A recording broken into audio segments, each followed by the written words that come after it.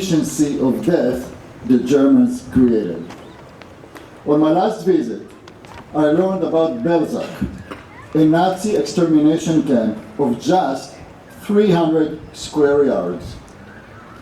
In this tiny area, over 500,000 Jews were murdered from March 17, 1942 to June 1943. It was the third deadliest extermination camp, exceeded only by Treblinka and Auschwitz.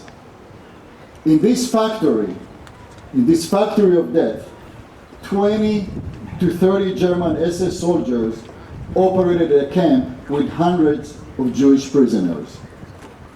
In the end, only 7 Jews performing slave labor with the camp's Sonderkommando survived World War II. Israeli historian David Silberklein writes that Belzec, and I'm quoting, was the place most representative of the totality and finality of the Nazi plan for Jews. End of quote. Unfortunately, the same anti-Semitism that fueled the Holocaust is raising its ugly, vicious head again. Make no mistake, the hatred of Jews that triggered the Holocaust is the same hatred that brought us to the horrific massacre of October 7th. If you watch the IDF film, Bearing Witness, you saw the unbridled joy of killing Jews because they are Jews.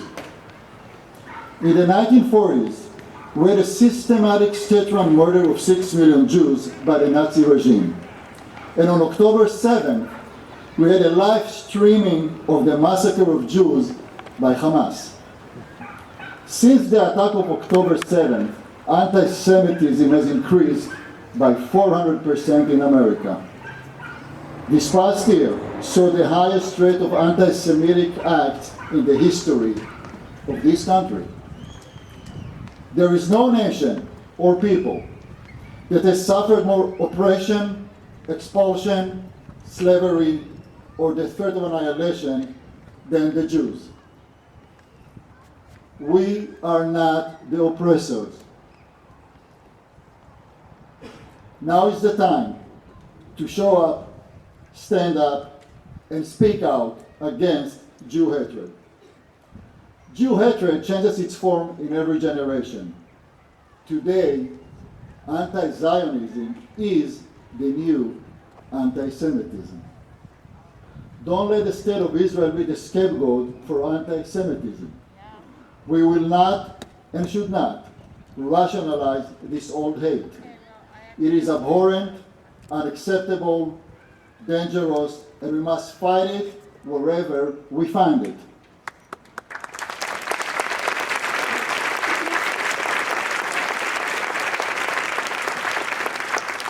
Surrender is not an option.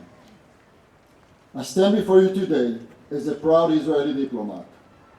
I and my generation had the great fortune to be able to grow up as Israeli Jews, strong in our identity. But nothing influenced that identity and allegiance to Israel more than the Holocaust.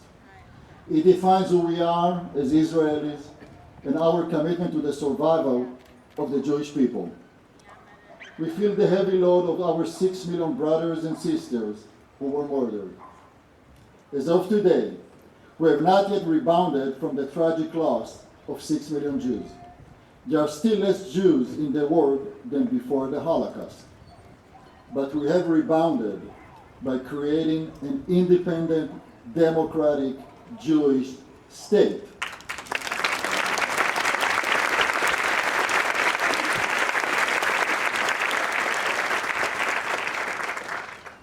And we have looked to our brave survivors for the inspiration to thrive.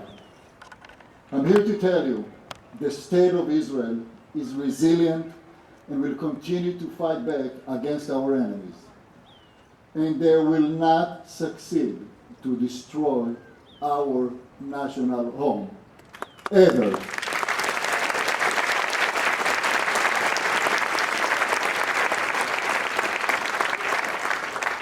This is our vow to you and to future generations from the State of Israel.